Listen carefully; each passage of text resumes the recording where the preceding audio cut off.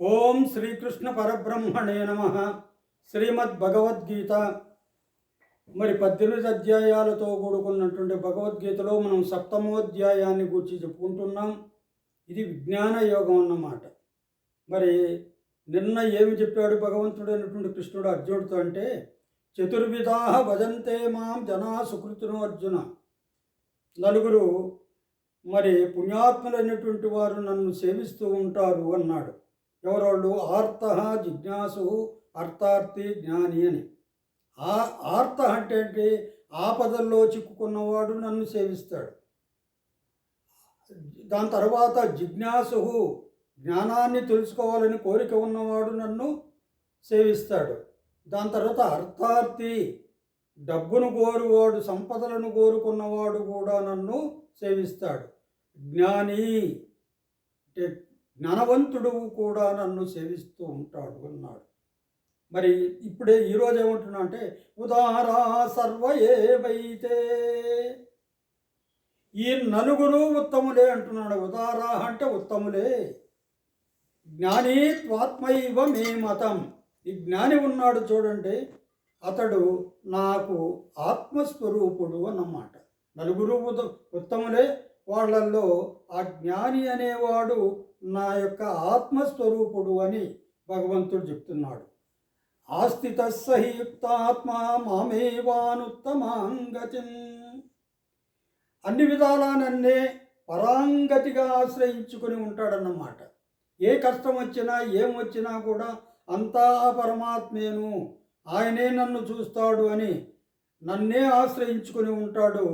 నాకు ఆత్మస్వరూపుడైనటువంటి ఆ జ్ఞాని అని చెప్పాడు. ఇంకా ఏమంటున్నాడు? బహూనాం జన్మనామంతే జ్ఞానవాన్ మాం ప్రపద్యతే వాసుదేవ సర్వమితి స మహాత్మా సుదుర్లభ. అనేక జన్మలు తరువాత మరి వాసుదేవ సర్వమితి, వాసుదేవుడే సమస్తము అని, జ్ఞానము కలిగిన వాడు మాం ప్రపద్యతే, నన్ను చేరుకుంటాడు అన్నమాట. మరి నన్ను చేరుకునేటటువంటి ఆ జ్ఞాని ఉన్నాడే, అతడు వాసుదేవ సర్వమితి అంటున్నాడు. అంటే అలాంటి మహాత్ముడు చాలా అరుదుగా ఉంటాడు అని చెప్తున్నాడు కృష్ణ భగవానుడు. స మహాత్మా సుదుర్లభ. ఆ జ్ఞాని నా యొక్క ఆత్మస్వరూపుడు ఉన్నాడు చూడండి. మరి అనేక జన్మల తరువాత అలాంటి వాడు నన్ను చేరుకుంటాడు. ఎందుకు చేరుకుంటాడు? వాసుదేవుడు అన్నిటా ఉన్నాడు అని, సర్వము వాసుదేవమయము అని. మరి ఇంకా ఆ జ్ఞాని జ్ఞాని ఎలాంటి వాడు అంటున్నా అంటే, మహాత్ముడు పరమాత్ముడు కృష్ణుడు అంటే స మహాత్మా సుదుర్లభ. అలాంటి జ్ఞాని చాలా అరుదుగా మనకు కనబడుతూ ఉంటాడు, దొరుకుతూ ఉంటాడు. మరి ఎక్కడ పడితే అక్కడ అలాంటి జ్ఞాని దొరకడు. అందుకనే ఏమన్నాడు ముందు? బహూనాం జన్మనామంతే. అనేక జన్మల తరువాత జ్ఞాని అయినవాడు, సర్వము వాసుదేవమయమని తెలుసుకున్నవాడు నన్ను సేవిస్తాడు. ఆ విధంగా నన్ను సేవించేటటువంటి ఆ మహాత్ముడు చాలా అరుదుగా కనిపిస్తూ ఉంటాడు అన్నాడు. ఇంకా ఏమంటున్నాడు చూద్దాం. కామైస్తైస్తైర్హృతజ్ఞానా ప్రపద్యంతే న్యదేవతాః తం తం నియమమాస్తాయ ప్రకృత్యా నియతా స్వయా. మరి మిగతా వాళ్ళు, మరి జ్ఞాని మాత్రం నిన్ను సేవిస్తాడు, అలాంటి వాడు అరుదుగా కనపడతాడు అంటున్నాడు కదా. మిగతా వాళ్ళు అంటే కామైస్తై హృతజ్ఞానా, కోరికలతో మరి వాళ్ళ జ్ఞానాన్నంతా కూడా కోల్పోతారు. ఎక్కువ కోరికలు కోరుకుంటూ ఉంటే ఆ జ్ఞానమయమైనటువంటి ఆ శరీరంలో ఉన్నటువంటి జ్ఞానమంతా కూడా, అతనిలో ఉన్నటువంటి ఆ జ్ఞానమంతా కూడా నశిస్తుంది. ఆ విధంగా కోరికల చేత జ్ఞానాన్ని కోల్పోయినటువంటి అలాంటి వాళ్ళు అన్యదేవతా ప్రపద్యంతే. మిగతా దేవతలు ఉంటారు చూడండి, రకరకాల, మనకు మరి 1,000,000 మంది దేవతలు అంటారు కదా. అందువల్ల రకరకాల దేవతలందరినీ కూడా సేవిస్తూ ఉంటారు. ఏ విధంగా సేవిస్తారు వాళ్ళు? తం తం నియమమాస్తాయ.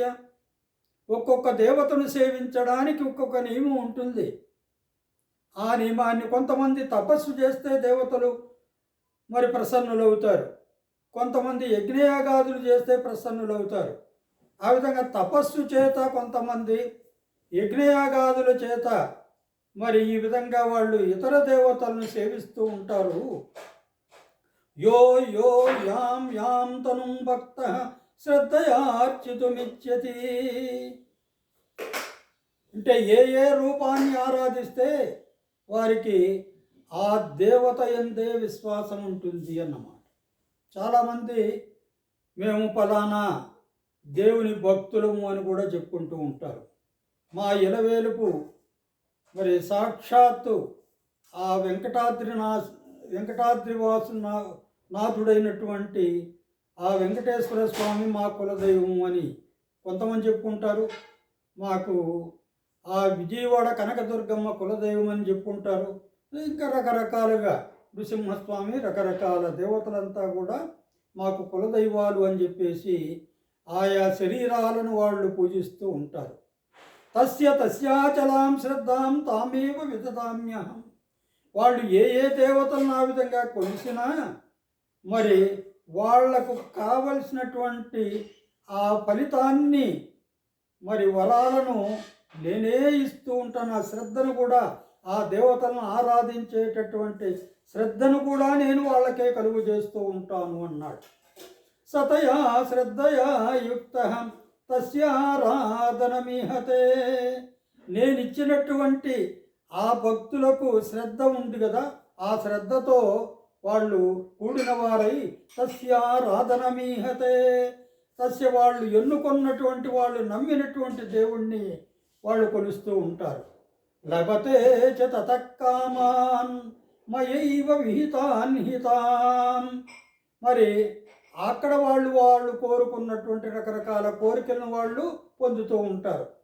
ఆ కోరికలను మరి పొందేటటువంటి వాళ్ళు వాటికి నెరవేర్చేది కూడా నేనేను అంటున్నాడు.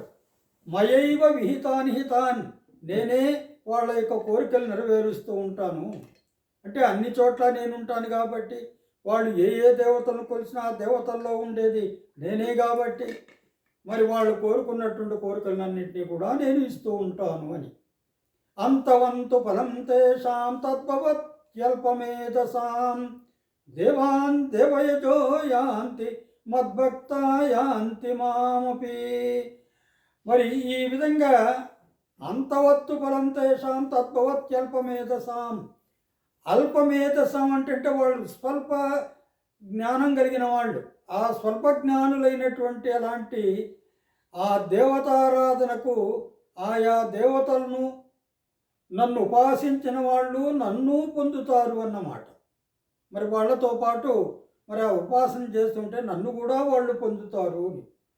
దాని తర్వాత అవ్యక్తం వ్యక్తిమాపన్నం మన్యంతే మామ బుద్ధయః పరంభావమజానంతో మమావ్యయమనుత్తమం. ఇక్కడేమంటున్నాడు? అవ్యక్తం వ్యక్తిమాపనం, నిర్వికారము, ఉత్కృష్టము, సర్వాతీతమైనటువంటి నా స్వరూపాన్ని వాళ్ళు గుర్తించలేక అవ్యక్తుడైన నన్ను అజ్ఞానులు వ్యక్తునిగా భావిస్తున్నారు అన్నమాట. ఈయన భగవంతుడు అని మరి ఆయనకు ఒక వ్యక్తిత్వాన్ని చూపెడుతున్నారు. నేను వ్యక్తిత్వాన్ని కాదు, అవ్యక్తుడను అని చెప్పేసి భగవంతుడు మనకు అర్జునుడికి చక్కగా బోధించాడు. దాని తర్వాత మిగతాది రేపు చూస్తాం. హరి ఓం తత్సత్.